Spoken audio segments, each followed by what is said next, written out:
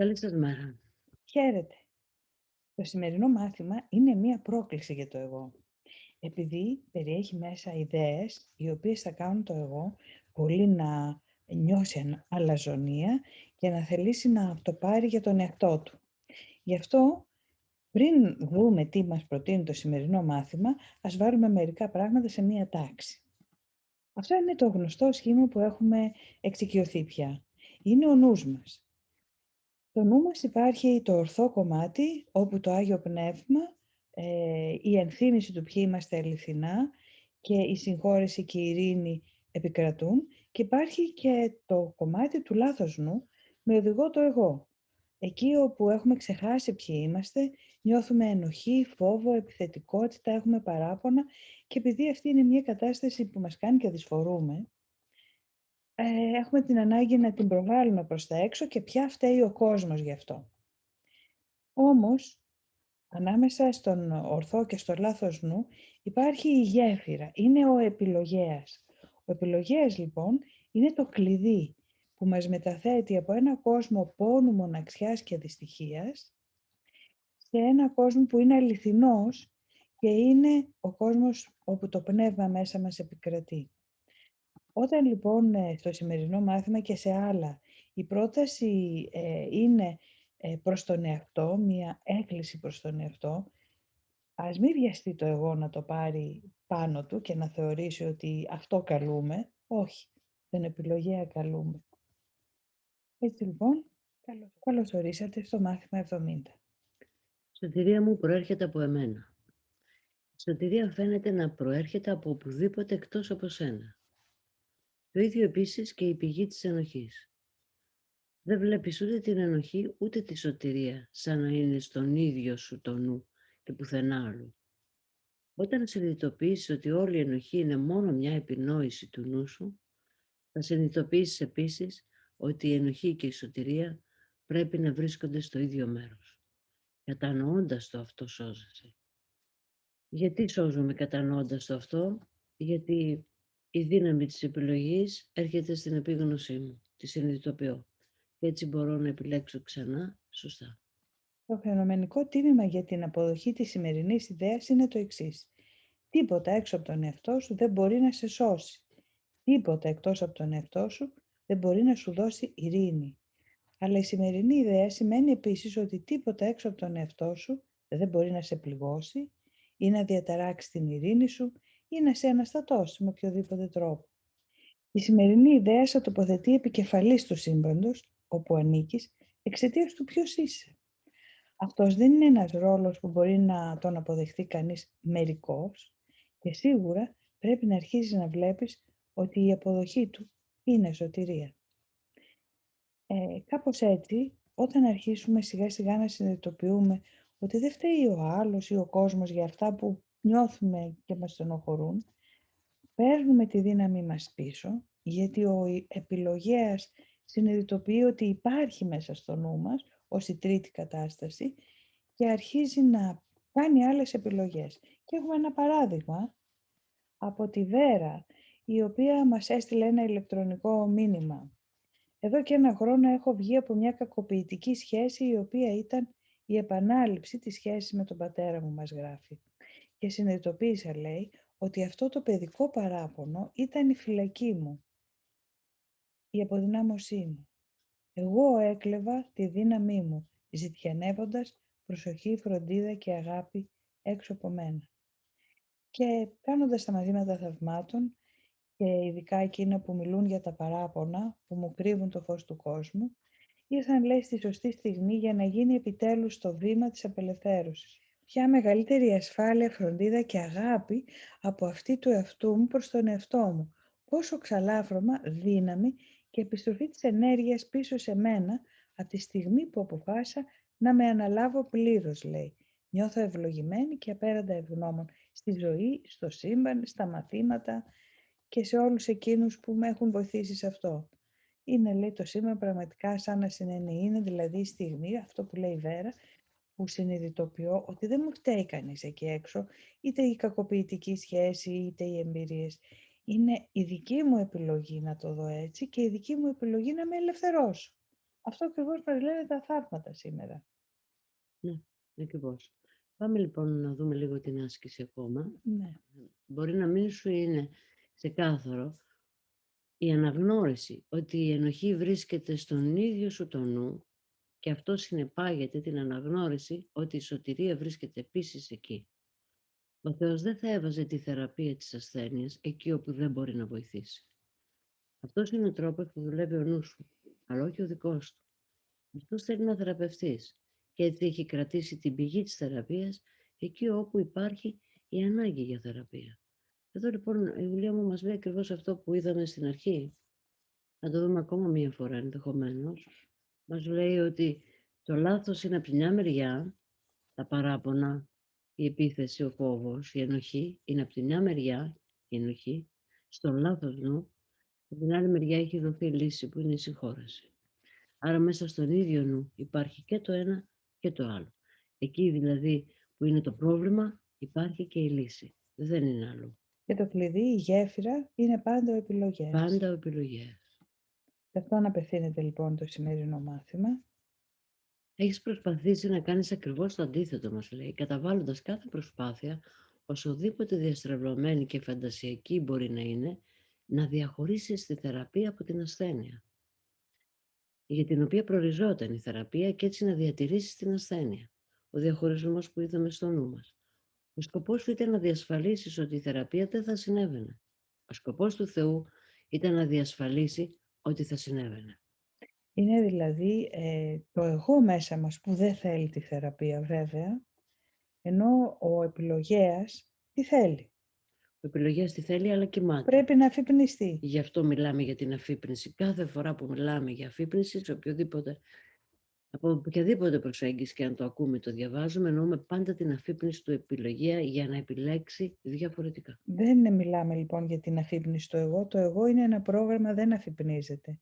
Είναι σαν να θες να αφυπνίσεις έναν υπολογιστή. Δεν αφυπνίζεται. Είναι ένα πρόγραμμα. Ο επιλογέας, το ζωντανό κομμάτι του νου μας, μπορεί να απεγκλωβιστεί από το πρόγραμμα. Και μας προτείνει. Σήμερα εξερχόμεθα συνειδητοποιώντας ότι η βούληση του Θεού και η δική μας πραγματικά είναι η ίδια σε αυτό το θέμα. Ο Θεός θέλει να θεραπευτούμε και εμείς δεν θέλουμε πραγματικά να είμαστε άρρωστοι επειδή μας κάνει δυστυχισμένους. Επομένως, αποδεχόμενοι τη σημερινή ιδέα, είμαστε σύμφωνοι με το Θεό. Αυτός δεν θέλει να είμαστε άρρωστοι, ούτε κι εμείς. Αυτός θέλει να θεραπευτούμε. Το ίδιο κι εμείς. Είμαστε έτοιμοι λοιπόν για 2 μεγαλύτερες περιόδους εξάσκησης σήμερα, η κάθε μια από τις οποίες να διαρκέσει περίπου 10 με 15 λεπτά. Θα αφήσουμε όμως εσύ να αποφασίσεις πότε να τις κάνεις. Θα ακολουθήσουμε αυτή την τακτική για μερικά μαθήματα και θα ήταν και πάλι καλό να αποφασίσεις εκ των προτέρων ποια ώρα προτιμάς να κάνεις αυτές τις ασκήσεις και μετά να τηρήσεις τις ίδιες σου τις αποφάσεις με όσο το δυνατόν μεγαλύτερη ακρίβεια. Είναι σαν να επιδιώκουμε να κάνουμε ένα πρόγραμμα εδώ, ως απάντηση στο άλλο. Θα δούμε λοιπόν την πρακτική εφαρμογή. Άρχισε αυτές τις περιόδους εξάσκησης επαναλαμβάνοντας τη σημερινή ιδέα. Η σωτηρία μου προέρχεται από μένα. Δεν μπορεί να προέρχεται από πουθενά αλλού. Μετά αφιέρωσε μερικά λεπτά με τα μάτια σου κλειστά, επανεξετάζοντας μερικά από τα εξωτερικά μέρη όπου έχεις αναζητήσει τη σωτηρία στο παρελθόν. Σε άλλους ανθρώπους, σε περιουσίες, σε διάφορες καταστάσεις και γεγονότα και σε ιδέες για τον εαυτό σου που επεδίωξες να τις κάνεις πραγματικές. Παραδέξου ότι δεν βρίσκεται εκεί και πες στον εαυτό σου. Η σωτηρία μου δεν μπορεί να προέλθει από κανένα από αυτά τα πράγματα. Η σωτηρία μου προέρχεται από μένα και μόνο από μένα. Τώρα θα ξαναπροσπαθήσουμε να φτάσουμε στο φως που υπάρχει μέσα σου και στο οποίο βρίσκεται η σωτηρία σου. Δεν μπορείς να τη βρεις στα σύννεφα που περιβάλλουν το φως και είναι μέσα σε αυτά που την έχεις αναζητήσει. Δεν βρίσκεται εκεί. Βρίσκεται πέρα από τα σύννεφα, στο φως. Να θυμάσαι ότι θα πρέπει να περάσεις μέσα από τα σύννεφα προτού φτάσεις στο φως. Αλλά να θυμάσαι επίσης ότι ποτέ δεν βρήκες τίποτα που να είχε διάρκεια ή να το ήθελες στις μορφές των σύννεφων που φαντάστηκες. Μας λέει λοιπόν ότι πρέπει να περάσουμε μέσα από τα σύννεφα, Ιούλια μου. Γιατί? Δηλαδή, τι εννοεί? Ότι πρέπει να περάσουμε μέσα τις Από, κατασκευές από μας. τις κατασκευές μας, από τον τρόπο που σκεφτόμαστε, να τον αναγνωρίσουμε, να κάνουμε διάγνωση για να έχουμε κίνητρο να τον εγκαταλείψουμε, επειδή θα δούμε το κόστος. Αν δεν δούμε τι μας κοστίζει αυτός ο ύπνος, τι μας κοστίζει η μη λειτουργία του επιλογέα και ο ύπνος του, τότε θα έχουμε κίνητρο για να περάσουμε μέσα στα σύννεφα. Αλλιώς θα μείνουμε μέσα στα σύννεφα. Δηλαδή, στο παράδειγμα της Βέρας που αναφέραμε, η Βέρα ζώντας την κακοποιητική σχέση και συνεχίζοντας μέσα στο νου της να αφήνεται να υποφέρει, ήταν σε μια κατάσταση τυλιγμένη από σύννεφα, μέχρι που ο νους της είπε «Ως εδώ και μην παρέκει». Δεν είναι λοιπόν ένα πρέπει που μπαίνει άνωθεν, το πρέπει να περάσουμε μέσα από τα σύννεφα, είναι ότι τα σύννεφα τα έχουμε φτιάξει εμείς, ζούμε μέσα σε αυτά και πρέπει υποχρεωτικά, αναγκαστικά, να τα διαπεράσουμε για να φτάσουμε εκεί που είναι το φως.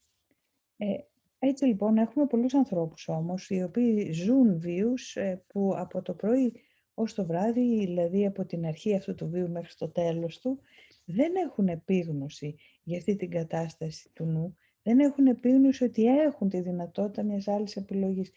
Μοιάζουμε λίγο σαν το ζητιάνο που κάθεται σε μια γωνιά και ζητιανεύει όλη τη μέρα το κάτι λίγο που θα του δώσουν οι περαστικοί, ενώ έχει μια αμύθιτη περιουσία και το κλειδί είναι ο επιλογέας. Πρέπει όμως να τον θυμηθεί, να αποκτήσει επίγνωση ότι έχει τη δυνατότητα της άλλης επιλογής. Έτσι, πολλοί άνθρωποι δεν το κάνουν αυτό, δεν στρέφονται προς τα εκεί και περνάει ο βίος και έρχονται ξανά και ξανά μέσα σε πόνο. Για να δούμε πώς το έχει δει η ποίηση αυτό, Ναι, το κύριε πολύ όμορφα, τώρα θα το δούμε αμέσως. Αυτοί που είναι ταγμένοι για τη ρέγγα και το χαλβά, σε αυτά πάντοτε θα ξαναγυρίζουν. Και άλλοι στα δευτέρια τους που δεν έχουν τελειωμό. Και άλλοι στα κρεβάτια τους τα μαλακά που τα στρώνουν μα δεν τα ορίζουν. Αλλά κάτεχε ότι μονάχα εκείνος που παλεύει το σκοτάδι μέσα του θα έχει μεθαύριο μερτικό δικό του στον ήλιο. Γράφει ο Οδυσσέας Ελίτης. Ακριβώς αυτό, παλεύει το σκοτάδι που περνάει μέσα από τα σύννεφα. Ξύπνησε και θέλει να φύγει από εκεί που είναι, θέλει να τα διαπεράσει. Και αυτό είναι η αυτογνωσία. Είναι ακριβώς αυτό. Διαπερνάω μέσα από τα σύννεφα και τα γνωρίζω. Γνωρίζω τι θέλω να εγκαταλείψω. Προσπάθησα να περάσει τα σύννεφα με οποιοδήποτε τρόπο σου αρέσει. Σκέψου ότι σου κρατώ το χέρι και σε οδηγώ, αν αυτό σε βοηθά. Και σε διαβεβαιώ ότι αυτό δεν θα είναι μια μάταιη φαντασίωση. Αυτό είναι συγκλονιστικό, Τελείως συγκλονιστικό όμως. Μιλάει ο Ιησούς και μας λέει ότι σου έχω απλώσει το χέρι. Ενώ περνάμε μέσα από τα σύννεφα, το χέρι είναι απλωμένο. Άρα να ζητήσω τον οδηγό. Να κατανοήσω ότι μόνη μου δεν μπορώ να περάσω τα σύννεφα. Και να μας λέει το χέρι του είναι μόνιμα απλωμένο. Το μόνο που χρειάζεται είναι ο επιλογέας να πιάσει το χέρι του. Σαν τον ναυαγό που πνίγεται και είναι εκεί ο ναυαγός όστης, αλλά αν δεν απλώσει το χέρι του να πιάσει το σωσίβιο ή το χέρι που του απλώνεται να σωθεί, δεν μπορεί να σωθεί. Στις σύντομες και συχνές περιόδους εξάσκησης σήμερα, υπενθύμιζε στον εαυτό σου ότι η σωτηρία σου προέρχεται από σένα και τίποτα παρά οι ίδιες σου οι σκέψεις δεν μπορούν να παρεμποδίσουν την πρόοδό σου. Είσαι ελεύθερη από κάθε εξωτερική παρεμβολή. Έχεις τον έλεγχο της σωτηρίας σου. Έχεις τον έλεγχο της σωτηρίας του κόσμου. Πες λοιπόν. Η σωτηρία μου προέρχεται από εμένα. Τίποτα έξω από μένα δεν μπορεί να με σταματήσει. Μέσα μου βρίσκεται η σωτηρία του κόσμου και η δική μου. Βλέπουμε λοιπόν ότι μέσα μου βρίσκεται η δυνατότητα να αφυπνιστεί ο επιλογέας για να στραφεί προς τον ορθόνο, προς το πνεύμα μέσα του, όπου το χέρι είναι απλωμένο από εκείνη τη μεριά και ζούμε πάλι ποίηση πως το έχεις λάβει αυτό. Τι λέει ο Νικηφόρος Βρετάκος. Δώσε μου το χέρι σου να δρασκελίσω τους αιθέρες, τα όρη της αιωνιότητας, τους ήλιους και τις συννεφιές. Πέρασε το βραχίονά σου στην ψυχή μου και στήριξέ με ορθόν στον ήλιο. Εσύ είσαι όλα. Όταν μιλώ στο άπειρο ή στο ελάχιστο, στο κοντινό ή στο μακρινό, εσύ μιλάς σε όλα μέσα από μένα. Μιλάει για την εμπειρία του. Εντυπωσιακή εμπειρία, βαθιά εμπειρία, τελείως συγκινητική. Συναντάει ακριβώς αυτό. Θα πιάσουμε το χέρι, να περάσουμε μαζί μέσα από τα σύννεφα. Ναι. Και δεν θα είναι μία μάταιη φαντασίωση.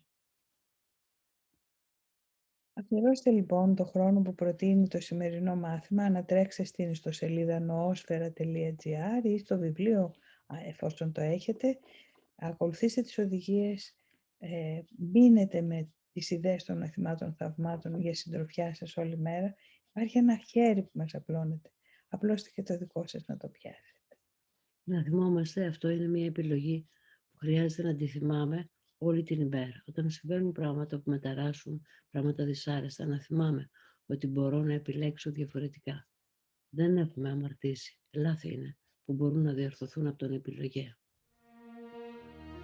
Καλημέρα να έχετε. Χαίρετε.